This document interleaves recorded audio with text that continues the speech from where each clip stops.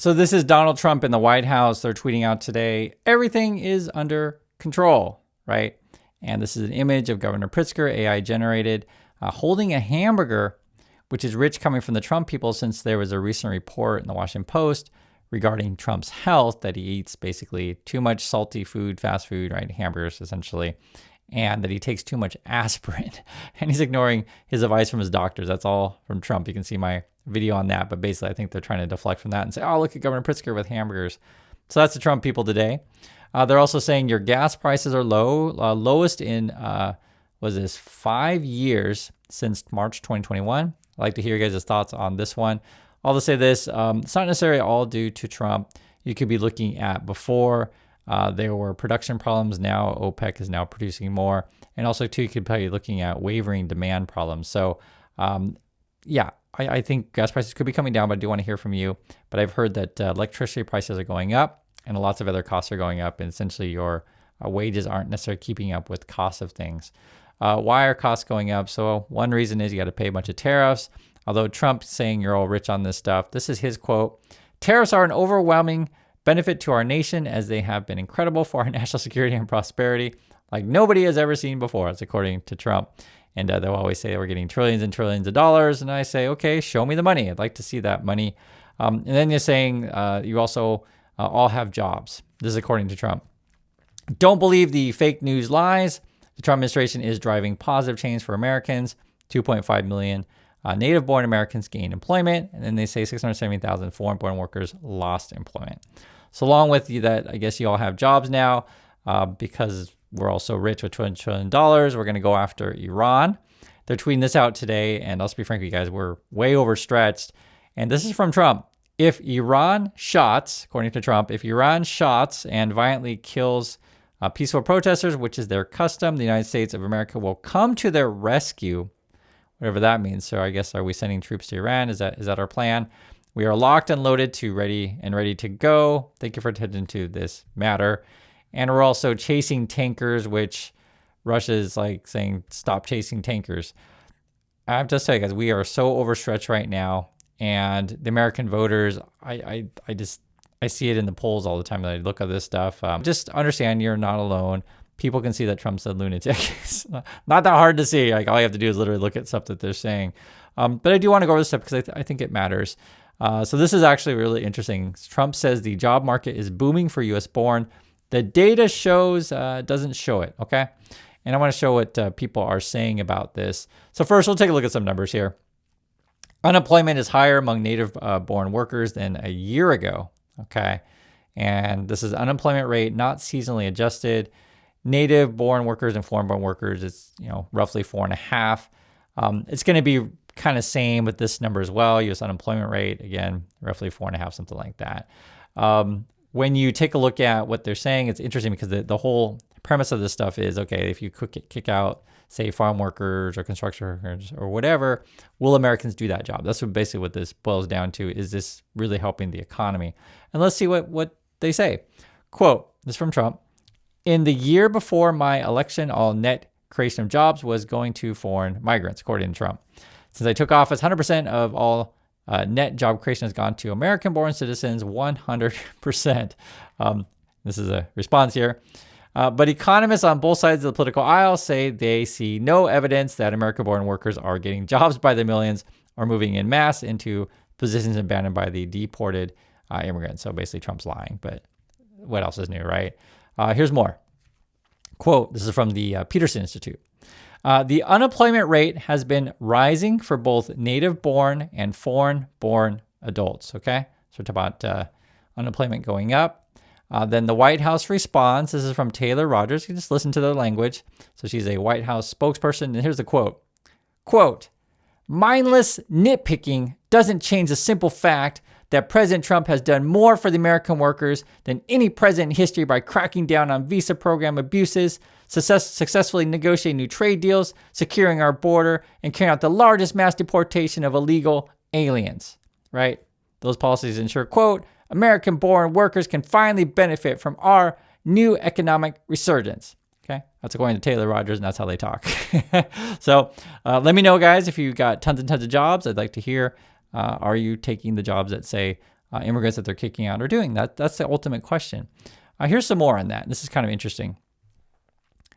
Any drop in foreign-born workers artificially boosts the numbers of native-born workers reported each month, and currently fewer immigrants are responding to surveys. So that's a really interesting one, right? You're getting less response, which I can understand. If you get a message from the government and you see what the Trump people are doing, it's like, I'm not answering that. Here's a quote here. The main thing the Trump administration has been saying is that 2 million people left the country and 2 million native-born workers have joined the labor force as a result. This is from the American Enterprise Institute, and they tend to be more right-wing. That's the incorrect analysis of the government data that has been plaguing us all year. So basically saying Trump stuff is untrue, which obviously you guys know this stuff already. If you're watching this channel, you probably know. But I do like to look at everything. You want to see different views of this stuff. This is also related to, because it's important, because we're talking about construction jobs when we talk about this stuff. And it says the condo market hasn't been this bad in over a decade. I'm talking about condo prices. Biggest decline since 2012. You got weak demand, and you got like insurance costs are too much, and which is the HOA fees and stuff are too much.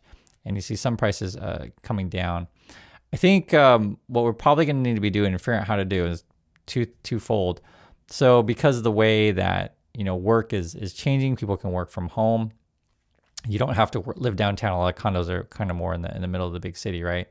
And if you want to go to something cheaper, say live in the suburbs or whatever, and you can just only go into work a couple times a day or whatever, maybe you want to find a more affordable place somewhere else. So there's probably a big opportunity out there to build, and create jobs this way of incentivize new construction of affordable single-family housing or multifamily housing.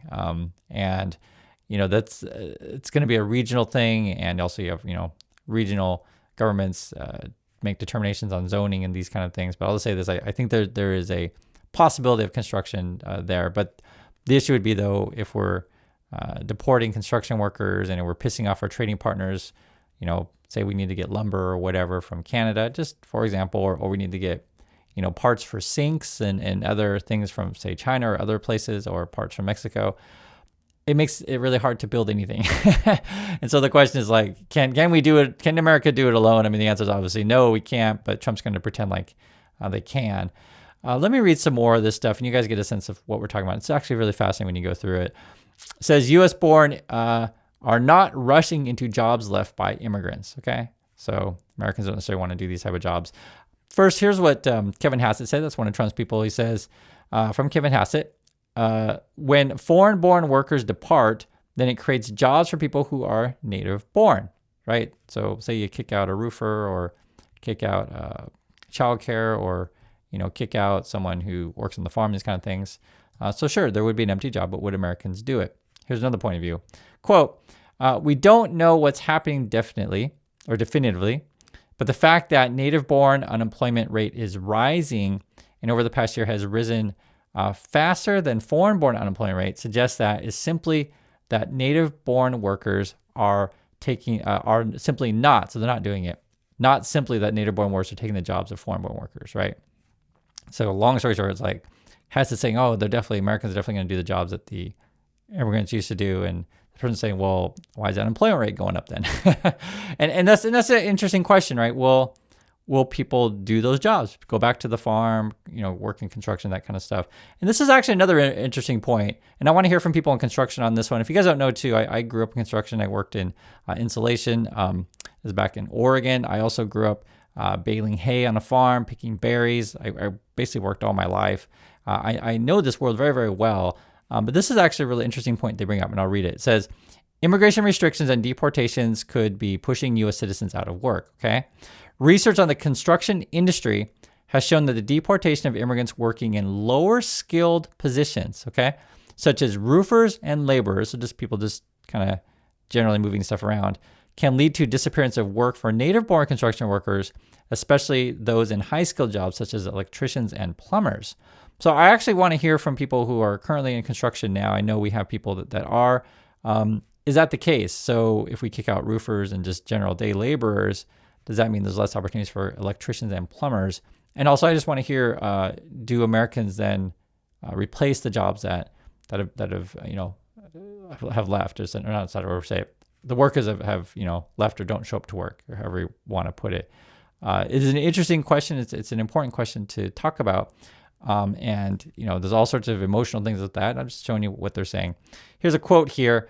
A lot of immigrants take low wage, generally less skilled jobs in construction on projects that wouldn't otherwise go forward.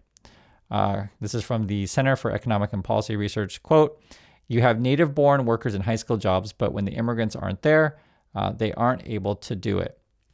And there was an interesting article today, too, about Japan, which relates to where we are right now, and you'll see what I'm talking about. So this is from about Japan.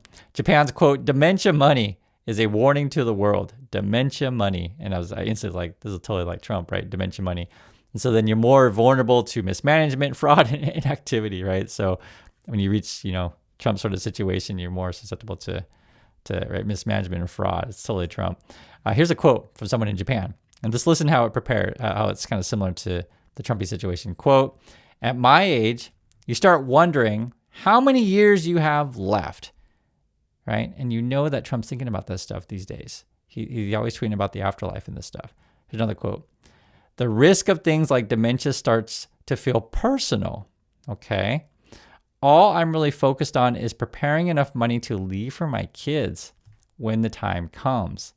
And, isn't that funny how this, we're all human, guys. I just be frank with you. We're all human. It doesn't, matter where which country you live in or whatever. But, yeah, when you get older, time starts to catch up with you. And you start thinking, okay, how can I help my kids? And essentially that's what it is for Trump. He's profiting off the presidency, and Eric and Donnie Jr., right? They're doing all these crypto ventures and trying to get government contracts or whatever.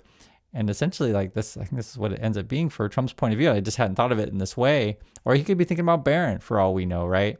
It's like, how can I get the one final grift to set the legacy for my kids? That's why he's then thinking about putting his name on everything.